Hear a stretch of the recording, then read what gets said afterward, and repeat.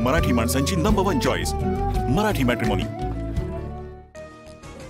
एकनाथ शिंदेंकडून संजय शिरसाट आणि संजय गायकवाड यांची कान उघडणी। तुमच्या वागणुकीमुळे पक्षाची प्रतिमा खालावते, बेशिस्तपणा चालणार नाही, शिंदेंनी कडक शब्दात सुनावलं।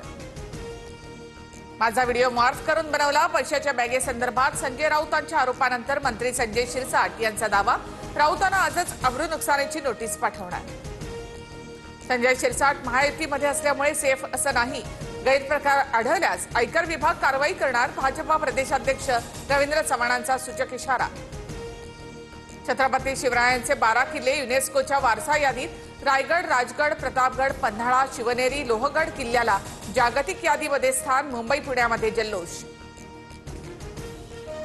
महाराजांचे किल्ले जगाच्या नकाशावर आल्याचं म्हणत मुख्यमंत्र्यांकडून आनंद व्यक्त, तर पंतप्रधान मोदींसह पुरातत्व विभाग आणि मंत्रिमंडळातील सहकाऱ्यांचे देखील आभार मानले। राज्यातील 11 किल्ल्यांचं किमान नीट संवर्धन होईल अशी अपेक्षा। जबाबदारीचं भान ठेवा, निकष न पाळल्यास युनेस्को हा दर्जा काढून घेईल। राज ठाकरेंचा सरकारला सावधानतेचा इशारा। महाराष्ट्र सहकारी बँक घोटाळा प्रकरणात आमदार रोहित पवारांच्या विरोधात ईडीकडून पुरवणी आरोपपत्र दाखल। बारामती अॅग्रो कंपनीच्या माध्यमातून घोटाळा केल्याचा ठपका। न्यायदेवतेवर माझा पूर्ण विश्वास, दूध का दूध पाणी का पाणी होईल। विचारांसाठी कितीही संघर्ष करण्याची तयारी। ईडीच्या कारवाईनंतर रोहित पवारांनीही थोपटले दंड। जयंत पाटलांकडून प्रदेशाध्यक्षपदाचा राजीनामा। शशिकांत शिंदे पवारांच्या राष्ट्रवादीचे नवे प्रदेशाध्यक्ष होणार।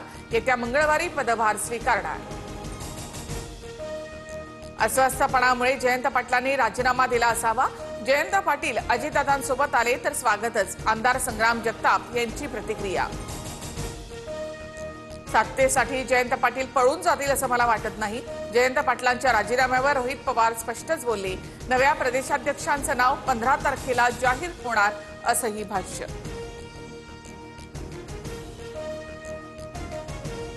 मुख्यमंत्री देवेंद्र फडणवीसांकडून नवी मुंबई आंतरराष्ट्रीय विमानतळाची पाहणी।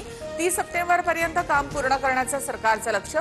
4 टर्मिनल्स, 2 समांतर धावपट्ट्या आणि वर्षाला 9 कोटी प्रवासी क्षमता ही विमानतळाची वैशिष्ट्ये।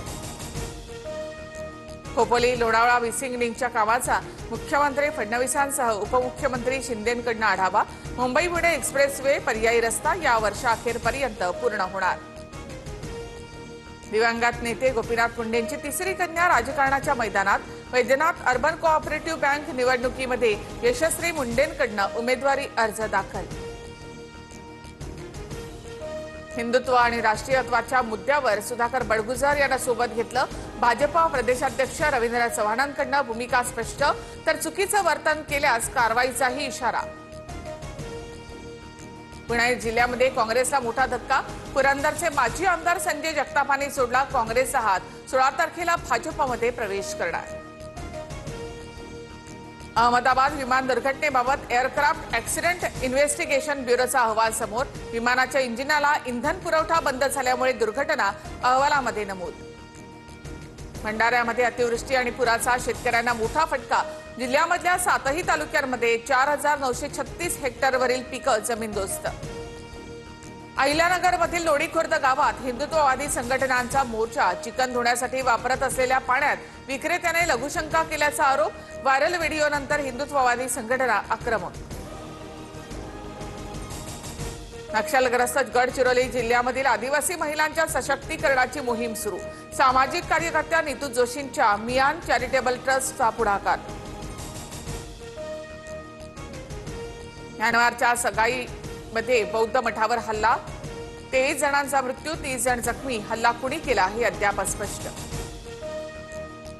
विम्बल्डन टेनिस स्पर्धा अंतिम टप्प्यामध्ये पुरुष एकेरीमध्ये कार्लोस अल्काराज आणि जेनिक सिनर अंतिम फेरीत। सिन्नरकडून दिग्गज खेळाडू जोकोविचचा पराभव। इटलीचा संघ इतिहासामध्ये प्रथमच T20 विश्वचषकासाठी पात्र।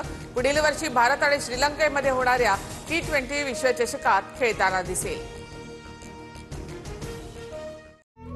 मराठी माणसांची नंबर 1 चॉईस मराठी मॅट्रिमोनी।